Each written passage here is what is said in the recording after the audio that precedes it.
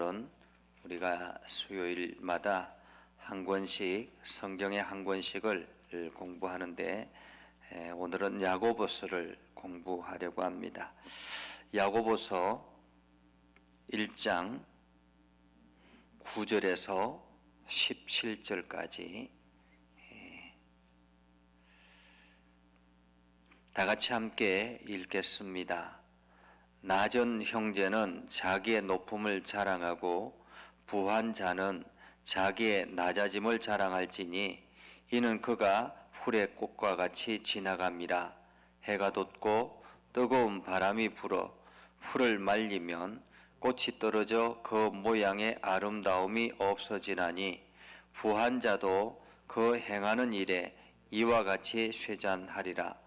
시험을 참는 자는 복이 있나니 이는 시련을 견디어 낸 자가 주께서 자기를 사랑하는 자들에게 약속하신 생명의 면류관을 얻을 것이기 때문이라. 사람이 시험을 받을 때에 내가 하나님께 시험을 받는다 하지 말지니 하나님은 악에게 시험을 받지도 아니하시고 친히 아무도 시험하지 아니하시느니라. 오직 각 사람이 시험을 받는 것은 자기 욕심이 끌려 미혹됨이니 욕심이 잉태한 적 죄를 낳고 죄가 장성한 적 사망을 낳느니라. 내 사랑하는 형제들아 속지 말라. 온갖 좋은 은사와 온전한 선물이 다 위로부터 빛들의 아버지께로부터 내려오나니 그는 변함도 없으시고 회전하는 그림자도 없으시느니라. 그가 그 피조물 중에 우리로 한 1000열매가 되게 하시려고 자기의 뜻을 따라 진리의 말씀으로 우리를 낳으셨느니라. 내 사랑하는 형제들아 너희가 알지니 사람마다 듣기는 속히 하고 말하기는 더디하며 성내기도 더디하라. 사람이 성내는 것이 하나님의 의를 이루지 못함이라. 그러므로 모든 더러운 것과 넘치는 악을 내버리고 너희 영혼을 능히 구원할 바 마음에 심어진 말씀을 온유함으로 받으라. 너희는 말씀을 행하는 자가 되고 듣기만 하여 자신을 속이는 자가 되지 말라.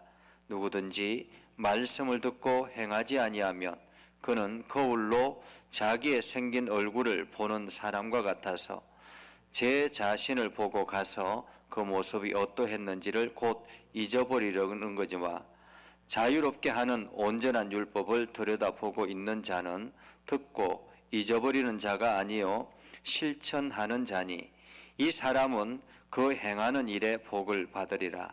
누구든지 스스로 경건하다 생각하며 자기 혀를 제갈 물리지 아니하고 자기 마음을 속이면 이 사람의 경건은 헛것이라.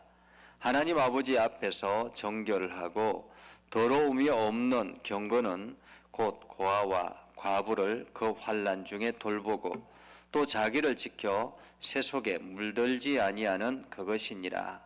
아멘.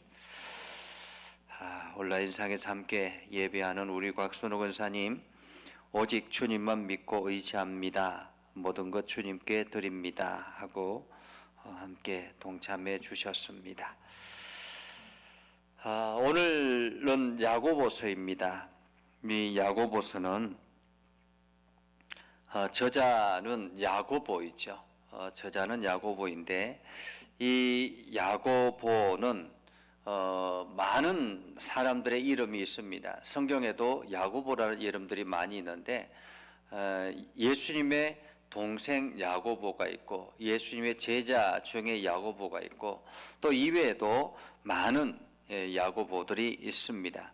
그런데 오늘 성경을 기록한 야고보는 예수님의 동생 야고보일 가능성이 많다라는 것입니다. 정확하게 누구다라고 이야기하기는 쉽지 않지만은 예수님의 동생 야고보일 가능성이 많습니다.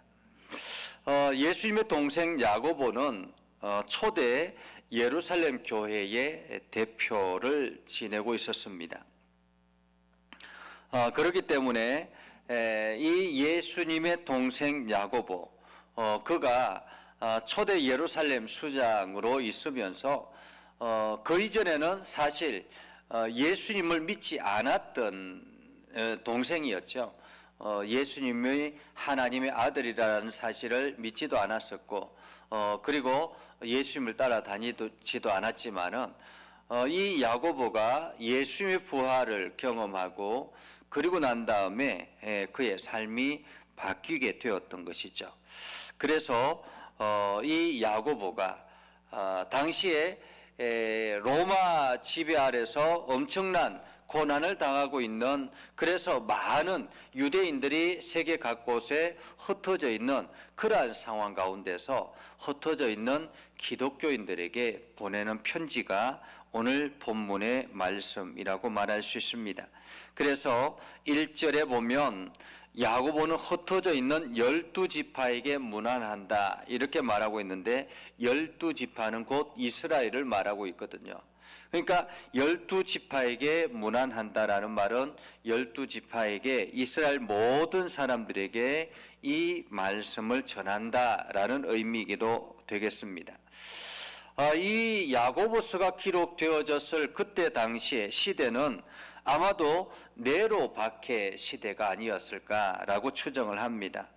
왜냐하면 이 로마가 기독교인들을 핍박하고 그러면서 수많은 순교자들이 나오는 그러한 상황 속에서 지금 고통당하고 있는, 고난당하고 있는 그들에게 믿음을 굳건하게 해야 되겠다, 믿음을 바르게 세워나가야 되겠다라는 그런 마음으로 지금 이 야고보서는 기록됐다고 볼 수 있습니다. 그래서 이 야고보서는 로마서, 사도 바울이 로마서를 기록했을 시기와 비슷하다라고 말할 수 있습니다. 왜냐하면 이 야고보가 예루살렘의 수장으로 있으면서 예루살렘에서 순교당했다라고 볼 수 있습니다. 그렇기 때문에 예루살렘에서 순교당했을 이 시기가 대략적으로 62년 정도 되지 않았을까, 62년에서 62년 정도 되지 않았을까라고 본다면 이 야고보서는 60년에서 62년 그 사이에 기록했을 것이라고 보고 있습니다. 이 배경은 흩어져 있는 모든 기독교인들, 유대 기독교인들에게 보내는 편지라고 말할 수가 있죠. 자, 그렇다면 오늘 본문의 말씀을 하나하나 살펴보면 1장은 어떻게 하면 우리가 믿음의 사람들이 시험을 이겨낼까라는 것입니다. 사람들은 이 땅에 살면서 누구나가 다 시험을 경험하게 되죠. 여러 가지 많은 어려움, 고난들을 만나게 되는데 그 고난을 어떻게 견뎌내야 될 것인가. 특히나 이때 당시에는 로마의 핍박이 엄청나게 심한 가운데서 이 고난을, 환경적인 이 고난을 어떻게 이겨내야 될 것인가.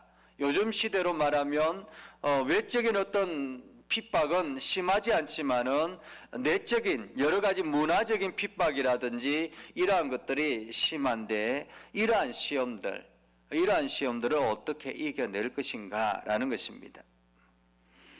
오늘 2절에 보면 이렇게 말합니다. 내 형제들아, 너희가 여러 가지 시험을 당하거든 온전히 기쁘게 여겨라 라고 말하고 있어요. 시험을 당하거든 온전히 기뻐하라 라는 말이죠. 여러 가지 시험이라는 말은 성도에게 닥쳐오는 시험이 다양하다라는 것입니다. 어떤 때는 육체적인 질병으로 찾아오기도 하고, 어떤 때는 실직이라든지 부도라든지 파산이라든지 이러한 물질적인 어려움이 찾아오기도 하고, 어떤 때는 가족의 질병이라든지 사고라든지 죽음이 찾아오기도 하고, 어떤 때는 친구들의 비방이나 배신, 이러한 것들이 찾아올 때도 있습니다. 어떤 때는 예기치 않는 가정의 파탄이, 혹은 국가의 공황 상태, 경제적인 공황 상태, 전쟁, 이러한 것들이 불시에 찾아올 때가 있습니다. 뭐 요즘 같으면 코로나19라는 이것도 하나의 우리에게는 시험거리라고 말할 수가 있죠. 이러한 다양한 시험을 당할 때 우리는 어떤 자세를 가져야 될 것인가 라는 것입니다. 어떤 자세를 가져야 될 것인가. 오늘 성경에는 기쁘게 여겨라 라고 말합니다. 시험을 당하거든 기쁘게 여겨라. 온전히 기쁘게 여겨라. 불평하지 말고 그것을 온전히 기쁘게 여겨라 라고 말하죠. 그 이유는 모든 환경의 주권자가 하나님이시다라는 사실을 우리는 기억하며 살아가기 때문에 그렇습니다. 그래서 믿음의 시련은 인내를 만들어내고 인내를 온전하게 이루면 이것이 바로 우리의 믿음의 인격이 되는 것입니다. 온전한 인격이 되는 것이 바로 하나님의 뜻이고 우리가 이 세상에서 힘써야 할 최고의 성화의 목표라고 말할 수가 있는 것이죠. 그래서 성도들이 이 세상에 살면서 시험을 잘 대처하려면 지혜가 필요합니다. 지혜는 하나님의 말씀을 현실에 잘 적용하는 능력이라고 말할 수 있습니다. 하나님의 말씀을 우리의 삶의 현실에 잘 적용하는 능력, 이것이 바로 지혜라고 말할 수 있습니다. 그래서 지혜가 부족하거든 어떻게 하라고요? 하나님 앞에 구하라 라고 말하고 있습니다. 하나님 앞에 구하라. 그러면 넘치도록 주시리라 라고 말하고 있죠. 그러니까 이 여기서 말하는 지혜는 우리가 생각하는 잔꾀 이런 것을 말하는 것이 아니라 하나님의 말씀을 내 삶 속에서 어떻게 적용해 나갈 것인가라는 이러한 것을 의미한다라고 말할 수 있습니다. 그래서 지혜를 구하면 의심하지 말고 그것에 순종하라라는 말이죠. 때로는 사회적인 신분이 낮거나 경제적인 어려움이 있는 성도들이 있습니다. 그러나 이러한 모든 사람들이 다 하나님의 자녀인 것을 기억하고 우리가 높고 낮음에 대해서도 세상적인 관점으로 바라보지 말라라고 말하고 있습니다. 그래서 오늘 우리는 하나님이 주시는 이 지혜를 가지고 시험을 대처해 나가야 되는데, 자, 그렇다면 이 시험은 누구에게나 찾아오는 것입니다. 시험은 부한 자라든지 가난한 자라든지 혹은 많이 배운 자라든지 많이 배우지 못한 자라든지 관계없이 누구에게나 찾아오는 것입니다. 시험의 무게가 다를 뿐이죠. 그때에 이 시험의 원인이 무엇일까를 우리는 오늘 성경을 통해서 보게 됩니다. 12절에 보면 이렇게 말합니다. 시험을 참는 자는 복이 있나니 이는 시련을 견디어낸 자가 주께서 자기를 사랑하는 자에게 약속하신 생명의 면류관을 얻을 것이기 때문에 시험을 견디는 자, 시련을 견디어낸 자가 주께서 자기를 사랑하는 자들에게 약속하신 생명의 면류관을 얻는다라고 말하고 있습니다. 그렇다면 이 시련은 생명의 면류관을 얻기 위한 하나의 과정이라 그렇게 말할 수 있죠. 자, 그렇다면 이 시험은 시련이라는 단어와 비슷한 의미를 사용하고 있는데요. 사람이 환난의 시험을 잘 견디면 온전한 인격자가 된다라는 의미이기도 합니다. 자, 그러면 이 시험을 어떻게 해야 되는가? 사람이 시험을 받을 때는 내가 하나님께 시험을 받는다 하지 말고 하나님은 악에게 시험을 받지도 아니하고 또한 아무도 시험하지 않는다. 이 시험은 환경으로 인해서 주어지는 시험이라는 것입니다. 그래서 14절에 보면 시험의 원인이 어디 있느냐? 각 사람이 시험을 받는 것은 자기 욕심에 끌려 미혹됨이라 라고 말하고 있습니다. 세상에 여러 가지 많은 환경들이 주어져 있는데 이 환경들이 우리를 시험하고 있다는 것입니다. 믿음의 백성들이 하나님의 은혜를 경험하고 믿음의 결단을 하고 하나님 나라를 향해서 달려간다고 하지만은, 그러나 환경은 끊임없이 우리를 치고 흔든다라는 것입니다. 하나님이 나를 시험하는 것이 아니라 내 욕심에 이끌려서 시험을 만난다라는 말입니다. 내 욕심에 이끌려서 시험을 만난다.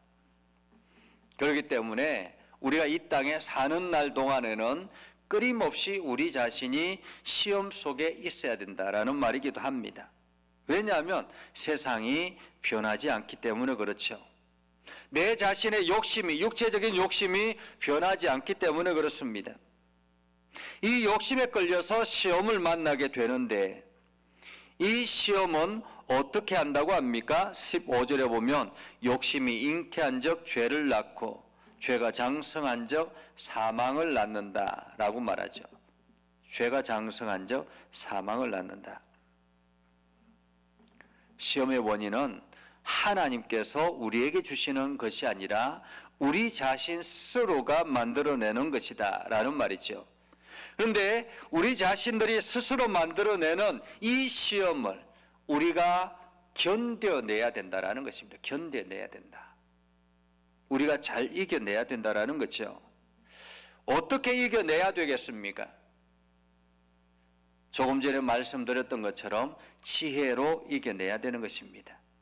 하나님의 말씀을 내 삶 속에서, 이 어려운 환경 속에서 어떻게 이겨낼 것인가라는 하나님이 주시는 지혜로 이 시험을 이겨내야 되는 것입니다.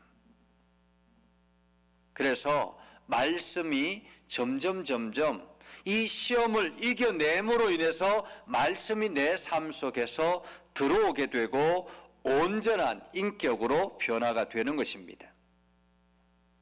그래서 16절에 이렇게 말하죠. 내 사랑하는 형제들아, 속지 말라. 온갖 좋은 은사와 온전한 선물이 다 위로부터 빛들의 아버지께로부터 내려오나니 그는 변함도 없으시고 회전하는 그림자도 없으시느니라. 그가 그 피조물 중에 우리로 한 첫 열매가 되게 하시려고 자기의 뜻을 따라 진리의 말씀으로 우리를 낳았다. 그러니까 이 세상에서 우리를 예수 그리스도의 보혈로 우리를 낳았다라고 말합니다. 자기의 뜻을 따라서 진리의 말씀으로 우리를 낳았다. 그렇기 때문에 우리는 끊임없이 이 시험을 지혜로 이겨내야 하는 것입니다. 시험을 이겨낼 때 우리는 더욱더 확고한 믿음의 소유자, 온전한 그리스도의 인격으로 변화가 되는 것입니다. 우리에게 시험이 주어지지 않으면 우리의 인격의 성장이 없다라는 거예요. 그래서 오늘 야고보는 뭐라고 이야기합니까? 시험을 만나거든 불평하거나 원망하지 말고 기쁘게 여겨라 라고 말하고 있습니다. 이것은 나를 단련하는 하나의 기회다라는 것이죠. 운동선수들이 일부러 열심히 그 게임에 나가기 전에 마치 게임에 나가는 것처럼 열심히 훈련을 하지 않습니까?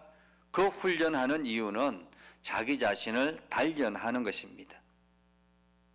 그래서 그 훈련이 잘 되어졌을 때 성공을 하게 되는 것이죠. 자, 이렇게 시험을 만나거든 우리가 기쁨으로 그 시험을 감당하라라는 말이죠. 자, 그리고 난 다음에 이제 우리가 시험을 만난 우리들, 그러니까 성숙된 우리들 그리스도인들은 어떻게 살아가야 될 것인가?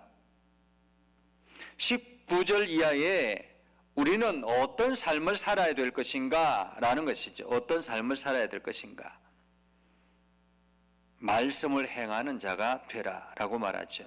말씀을 행하는 자가. 오늘 성경의 19절에 보면 사람마다 듣기는 속히 하고 말하기는 더디하고 성내기도 더디하라. 여기서 사람마다 듣기는 속히 하고, 내 사랑하는 형제들아 너희가 알지니 사람마다 듣기는 속히 하고 말하기는 더디하고 성내기도 더디하라. 믿음의 사람들, 성도들은 듣는 것을 빨리 하라라는 말입니다. 말씀도 열심히 듣고 세상의 사람들의 이야기들도 열심히 듣는데, 들어주는데 거기에 대해서 말하는 것은 더디하라라고 말합니다. 말하는 것은 더디하라. 말하는 것은 더디하라라는 말은 깊이 생각하고 말하라라는 말이죠. 생각하고 말하라. 그리고 우리가 화를 내기도 더디하라라고 말하죠. 더디하라. 화를 낼 때가 있지만은 우리가 화를 낼 때 하나님의 의를 이루지 못한다라는 사실을 기억해야 할 것입니다. 20절에 보면 이렇게 말합니다. 사람이 성내는 것이 하나님의 의를 이루지 못함이라. 그러므로 모든 더러운 것과 넘치는 악을 내버리고 너희 영혼을 능히 구원할 바 마음에 심어진 말씀을 온유함으로 받으라 라고 말하고 있죠. 복음을 믿고 구원받은 것은 기본적이지만은 오늘 야고보가 이야기하는 것, 예수님의 동생 야고보가 이야기하는 것은 온전한 믿음은 행위로 나타나야 된다라는 말입니다. 구원의 말씀을 온유함으로 받아들여야 된다라는 말이죠. 그래서 오늘 야고보는 26절에 이렇게 말합니다. 25절 26절에 자유롭게 하는 온전한 율법을 들여다보고 있는 자는 듣고 잊어버리는 자가 아니요 실천하는 자니 이 사람은 그 행하는 일에 복을 받으리라. 누구든지 스스로 경건하다 생각하며 자기 혀를 제갈 물리지 아니하고 자기 마음을 속이면 이 사람의 경건은 헛것이라 라고 말하고 있죠. 우리가 온전한 경건은 자기 혀를 제갈 물리는 데서부터 시작한다라는 말입니다. 제갈 물리는 데서부터. 그래서 오늘 우리 자신을 온전하게 세워나가는 것은 우리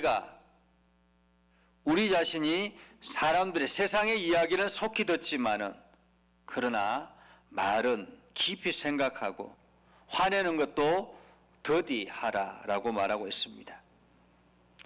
자, 그리고 난 다음에 2장으로 넘어가면요, 행함이 없는 믿음은 곧 죽은 믿음이다 라고 말하고 있죠. 행함이 없는 믿음은 죽은 믿음이다. 1장에서는 우리가 시험에 대해서 어떻게 행할 것인가, 그리고 내가 그리스도인으로서 어떤 자세로 살아가야 될 것인가를 이야기했다면 2장에서는 우리가 행함이라는 것이, 믿음이라는 것이 무엇인가라는 것을 말하고 있습니다. 사실 이때 당시에 지금 흩어져 있는 기독교인들, 이 흩어져 있는 기독교인들은 많은 생활적인 어떤 연약함이라든지 어려움이라든지 이러한 일들을 경험하고 있는 사람들입니다. 우리나라에 난민들이 오거나 혹은 이게 이 동남아 분들이 와서 일하러 오시는 분들이 많이 있지 않습니까? 이러한 사람들이 흩어져서 이곳에 온 이유는 무엇입니까? 그러니까 생활이 풍부하기 때문에, 넘치기 때문에 오는 것이 아니라 이곳에서 일을 해서 이곳에서 살려고 오는 것입니다. 이러한 사람들에게 어떤 자세를 가져야 될 것인가라는 거죠. 2장 1절에 보면 이렇게 말합니다. 내 형제들아, 형제의 주, 영광의 주 곧 우리 주 예수 그리스도로에 대한 믿음을 너희가 가졌으니 사람을 차별하여 대하지 말라. 사람을 차별하여 대하지 말라. 오늘 1절에서 13절까지 사람은 외모로 취하지 말라라는 말입니다. 외모로. 사람들은 외모를 보고 판단을 합니다.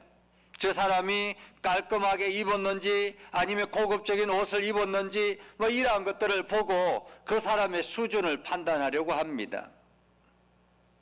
그러나 사람은 모든 사람들이 동일하다라는 것입니다.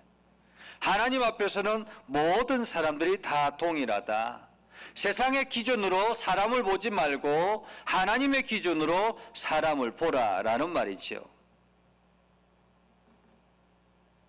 그래서 이때 당시에 뭐 부자들, 이 부자들이 가난한 사람들을 비방하기도 하고 무시하기도 하고 이러한 사람들이 굉장히 많았는데 그러한 것들을 하지 말라라고 말하고 있습니다. 차별하여 대하지 말라.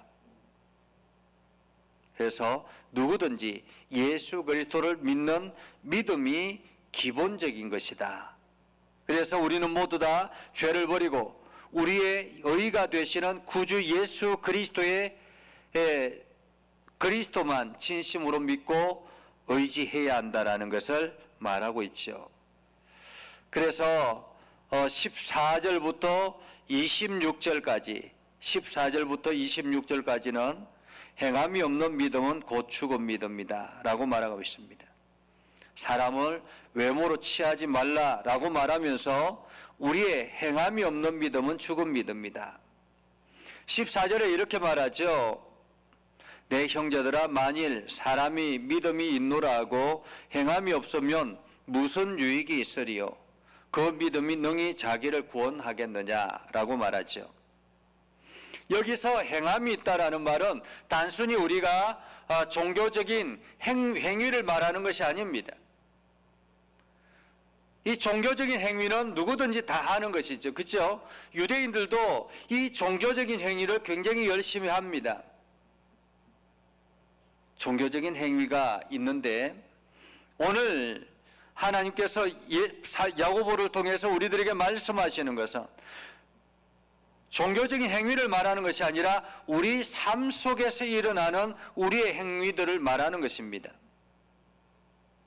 15절에 이렇게 말하죠. 만일 형제나 자매가 헐벗고 일용할 양식이 없는데 너희 중에 누구든지 그에게 이르되 평안히 가라, 덥게 하라, 배부르게 하라 하면 무슨 의미가 있느냐라는 거죠. 그 사람에게 무슨 유익이 있겠느냐.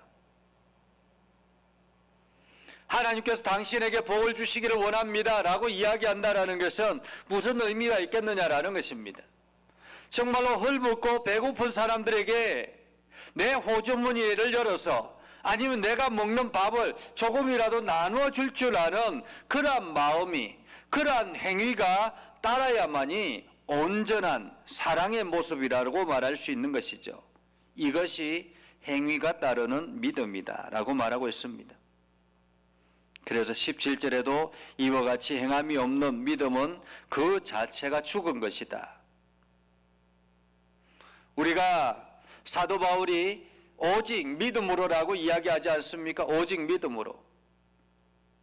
사도 바울이 말하는 오직 믿음으로라는 말과 오늘 야고보가 말하는 행함이 없는 믿음은 헛것이다라고 이야기하는 것. 어쩌면은 정반대의 것처럼 느껴지지만은 사도 바울이 말하는 오직 믿음으로라는 말은 진심으로 예수 그리스도를 믿기 시작하면 당연히 우리의 행동들은 따라올 것이다라는 전제 아래서 오직 믿음으로라고 말하는 것입니다. 그런데 사람들은 자꾸만 오직 믿음으로라는 이 이야기만 듣고 내가 예수만 믿으면 구원을 얻는다라는 그 말만 듣고 내가 믿습니다라고 하는 것입니다. 예수님의 말씀을 실천할 것은 전혀 생각하지 아니하고 그냥 단순히 예수라는 그분만 믿는다라고 생각한다라는 것입니다. 우리가 생명력 있는 믿음이라는 것은 예수 그리스도를 통해서 주어지는 그 사랑의 약속의 말씀, 그 사랑의 계명까지도 함께 믿는 믿음이어야 한다라는 말이죠. 그래서 22절에 보면 내가 보거니와 믿음이 그의 행함과 함께 일하고 행함으로 믿음이 온전하게 된다라고 말합니다. 그래서 믿음의 완성은 무엇이라고요? 행함이라는 것입니다. 행동이 따라가지 않는 믿음은 완성된 믿음이 아니라는 거죠. 그래서 3장에 가면 우리가 행함이 온전한 행함으로 우리의 믿음을 나타내라라고 하면서 3장에 가면 우리가 말에 실수가 없도록 하라라고 말하죠. 말에 실수가 없도록. 왜냐하면 교회 안에는 가르치려고 하는 사람들이 너무 많다라는 거예요. 3장 1절에 보면 이렇게 말합니다. 내 형제들아, 너희가 선생된 우리가 더 큰 심판을 받을 줄 알고 선생이 많이 되지 말라. 우리가 다 실수가 많으니 만일 말에 실수가 없는 자라면 곧 온전한 사람이라 능히 온 몸도 굴레 씌우리라. 말에 실수가 없는 사람, 그 사람은 온전한 사람이다. 그런데 말에 실수가 없는 사람이 어디에 있겠습니까? 누구나가 다 말에 실수가 있고 누구나가 다 허물이 있는데, 그런데 자꾸만 자기 자신이 허물이 많음에도 불구하고 남을 가르치려고 노력하는 사람들, 문제가 많다라는 것입니다. 오히려 선생된 그 사람이 더 큰 심판을 받게 될 것이다 라고 말하고 있죠. 그래서 참된 지혜는 이론이 아니라 행동으로 표현되어져야 되고 이것이 선함과 행위로 나타나야 되는데, 4절에 이렇게 말합니다. 또 배를 보라. 그렇게 크고 광풍에 밀려가는 것들을 지극히 작은 키로서 사공의 뜻대로 운행하나니 이와 같이 혀도 작은 지체로 된 것이되 큰 것을 자랑하도다. 보라, 얼마나 작은 불이 얼마나 많은 나무를 태우는가. 혀는 곧 불이요 불의 세계라. 혀는 우리 지체 중에 온 몸을 더럽히고 삶의 수레바퀴를 불사르나니 그 사라는 것이 지옥 불에서 나느니라 라고 말하고 있죠. 그래서 우리가 말이 얼마나 중요한가 하는 것을 말하고 있습니다. 그래서 이 혀를 길들이지 않으면, 이 혀를 하나님의 말씀으로 길들이지 아니하면 온전한 믿음의 사람이라 할 수 없다. 그래서 너희 혀를 온전하게 길들이고 난 뒤에 남들을 가르치려고 하라라는 말이기도 하죠. 계속 이어서 사도 야고보는 이야기합니다. 13절에 보면 너희 중에 지혜와 총명이 있는 자가 누구냐? 그는 선행으로 말미암아 지혜의 온유함으로 그 행함을 보일지니라. 그래서 17절에 오직 위로부터 난 지혜는 성결하고 화평하고 관용하고 양순하고 긍휼과 선한 열매가 가득하고 편견과 거짓이 없다라고 이야기합니다. 편견과 거짓이 없다. 편견과 거짓은 어디서부터 시작이 되느냐? 세상을 바라보는 눈에서부터 시작이 되는 것입니다.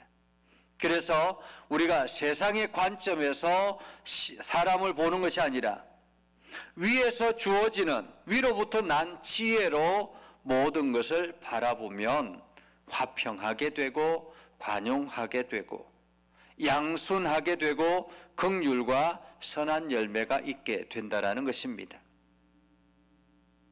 그래서 오늘 위로부터 주어지는 지혜를 통해서 화평하는 자들은 화평으로 의의 열매를 거둔다라고 말하고 있습니다. 자, 그래서 우리가 위로부터 주어지는 지혜로 살아가야 된다라는 것을 말하고요. 4장에 가서는 탐욕과 비방과 자랑을 버려라 라고 말합니다. 우리가 버려야 될 것이 무엇인가? 오늘 4장 1절에 보면 이렇게 말합니다. 너희 중에 싸움이 어디로부터 다툼이 어디로부터 나느냐? 싸움과 다툼이 어디로부터 나오느냐라는 거죠. 그것은 바로 정욕으로부터 나온다. 그래서 너희가 아무리 욕심을 내어도 얻지 못하며 살인하며 시기하며 능히 취하지도 못하고 다투고 싸우는도다. 너희가 얻지 못하면 구하지 아니하였기 때문이요 구하여도 받지 못하면 정욕으로 쓰려고 잘못 구하기 때문이다 라고 말하고 있죠. 우리가 주일날 말씀을 통해서 우리가 예수 그리스도와 하나가 되고 내가 예수 그리스도와 하나가 되었을 때 우리는 무엇이든지 구하라라고 말씀하지 않습니까? 그 안에서 구하는 그 구함이 무엇이냐? 그 원함이 무엇이냐? 그것은 바로 내 안에 있는 하나님의 의를 통해서 이루어지는 구함의 원함이라는 것입니다.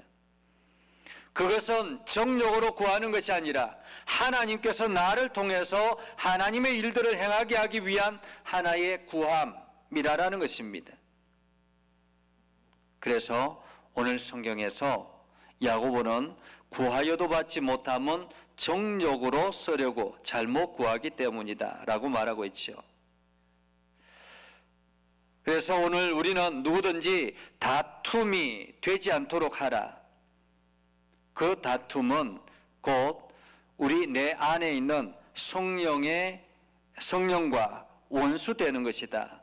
그래서 세상의 법과 세상의 것과 내 안에 있는 성령과 상충되어서 일어날 때는 우리가 성령의 소리를 들어야 된다는 것입니다.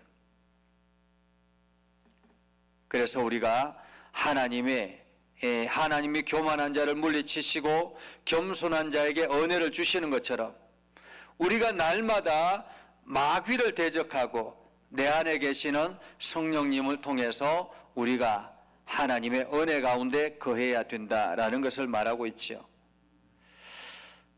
계속 이어서 오늘 야고보는 이야기합니다. 서로 비방하지 말라. 허탄한 생각을 버려라 라고 말하죠. 허탄한 생각. 이것은 세상의 것들이 선한 것이 아니라 내 안에 있는 하나님의 영이 선한 것임을 우리가 기억해야 될 것입니다. 그래서 날마다 우리가 내 안에 계시는 하나님의 은혜로 살아가야 되는 것이지 세상의 세상의 허탄한 것들을 자랑하며 살지 말라라는 말이지요. 5절에 보면 들으라 부한자들아 라고 말하면 들으라 부한자들아 너희에게 이 말 고생으로 말미암아 울고 통곡하라. 너희 재물은 썩었고 너희 옷은 좀 먹었으며 너희 금과 은은 녹이 슬었으니 라고 말하죠. 여기서 부한 자들은 그냥 단순히 이 물질의 욕심을 가지고 세상의 욕심을 가지고 물질을 채우기에 애를 쓴 사람들을 말하는 것입니다. 단순히 물질이 많다라고 재물이 많다라고 해서 여기에 해당되는 것이 아니라 오로지 재물을 얻기 위해서 욕심을 내고 정욕을 따라 살아가는 사람들을 말하는 것이죠. 그래서 남들의 품꾼의 싹을 다 주지도 아니하고 그리고 자기 재물만 막 이렇게 여러 가지 것들을 통해서 자기 재물을 쌓아나가는 그러한 사람들, 사기를 치기도 하고 또한 여러 가지 부당한 이덕죄를 챙기기도 하고 이러한 것들을 통해서 만들어진 재물을 말하는 것입니다. 이 모든 것들은 말세 때에 오히려 자기 자신을 갉아먹는 영혼을 갉아먹는 계기가 된다라는 사실을 말하고 있는 것이죠. 그래서 오늘 우리는 세상의 것들에 쫓지 말고 온전히 그리스도의 사랑 안에서 나아가라. 그래서 우리가 해야 될 것은 세상의 정욕에 따라가는 것이 아니라 오히려 인내하며 기도하며 나아가라라는 거죠. 여러 가지 많은 환난과 고난이 우리 앞에 주어진다 할지라도 우리가 원망하거나 불평하거나 이런 것이 아니라 오히려 심판주를 바라보면서 오래 참고 인내하며 나아가야 된다. 그래서 욥의 인내를 예를 들어서 우리들에게 말하고 있죠. 오늘 야고보는 이렇게 말합니다. 13절에 너희 중에 고난 당하는 자가 있느냐 그는 기도할 것이요 즐거워하는 자가 있느냐 그는 찬송할지니라. 너희 중에 병든 자가 있느냐 그는 교회의 장로들을 청할 것이요 그들은 주의 이름으로 기름을 바르며 그를 위하여 기도할지니라. 믿음의 기도는 병든 자를 구원하리니 주께서 그를 일으키시리라. 혹시 죄를 범하였을지라도 사하심을 받으리라 라고 말하고 있죠. 그래서 우리가 이곳에서 이 땅에서 해야 될 것은 고난당할 때는 하나님 앞에 기도하고 기뻐하며 기쁨이 있을 때는 은혜가 있을 때는 찬송하고 혹시나 우리 안에 우리 지체들 중에서 병든 자가 있으면 교회의 장로를 청하라. 여기서 장로는 지금 우리가 말하는 교회의 목사와 장로를 말합니다. 그래서 교회 장로를 청해서 그를 통해서 기름을 바르고 기도하며 그렇게 함께 기도할 때 그 장로가 그 병을 낫게 하는 것이 아니라 주께서 그를 일으키시리라 라고 말하고 있죠. 그래서 오늘 우리가 이 말씀을 통해서 야고보서를 통해서 고난을 어떻게 시험을 어떻게 견뎌 나가야 될 것인가 그리고 우리가 믿음의 길을 어떻게 살아가야 될 것인가 하는 것을 말하고 있습니다. 우리가 시험을 당하는 것은 우리 자신의 정욕 때문에 주어지는 시험입니다. 그러나 이 시험은 우리가 믿음을 더욱더 단단하게 만드는 기회가 된다라는 사실을 기억하고 우리가 더 열심히 믿음으로 나아가야 되겠죠. 그리고 공동체를 세워나가기 위해서 우리는 날마다 우리 자신의 말을 조심하고 또한 주변 사람들을 돌아보고 그리고 세상의 관점으로 사람들을 보는 것이 아니라 하나님의 관점으로 사람을 보며 우리에게 주어진 허탄한 세상의 허탄한 생각을 버리고 우리에게 주어진 기회 하나님의 은혜를 함께 성도들과 나누어 나가는 그래서 더욱더 굳건한 믿음을 가져나가는 저와 여러분들이 될 수 있기를 주님의 이름으로 축복합니다. 기도하겠습니다. 거룩하신 아버지 하나님, 우리가 오늘 야고보를 통해서 하나님의 말씀을 다시 한 번 더 우리 자신에게 적용해 봅니다. 우리가 단순히 입술로만 믿습니다라고 고백하는 우리들이 되지 않고 언제나 우리의 입술의 고백 뒤에는 우리의 행동이 따라가는 진실된 믿음들이 되게 하옵소서. 교회를 세워나가기에 힘을 다하는 성도들이 되게 하시고 우리가 언제나 이웃을 돌아보고 섬기며 살아가는 아름다운 그리스도인으로 살게 하여 주옵소서. 아버지 하나님, 주변의 지체들을 돌아볼 때 우리가 정성을 다해서 돌아보게 하시고 이것이 하나님 나라에 귀하게 사용되어질 수 있도록 인도하여 주옵소서. 아버지 하나님, 우리 예전교회를 긍휼히 여겨주시고 특별히 항존직들, 우리 장로님들과 권사님들과 안수 집사님들을 복되게 하셔서 교회를 위해서 헌신하고 기도할 때마다 하나님의 은혜가 넘쳐나게 하옵소서. 저들의 입술을 통해서 수많은 사람들이 용기를 얻게 하시고 믿음의 결단을 하며 나아가게 하옵소서. 아버지 하나님, 오늘도 하나님의 선한 뜻이 온 땅 가운데 거하게 하여 주옵소서. 예수님의 이름으로 기도드리옵나이다. 아멘. 이제는 우리 구주 예수 그리스도의 은혜와 하나님 아버지 극진하신 사랑과 성령님의 감화 감동 역사 위로 교통하시며 은혜가 주의 말씀 안에 있는 믿음의 백성들 위해 하는 모든 일들 위해 영원토록 함께 하옵시기를 간절히 축원하옵나이다. 아멘.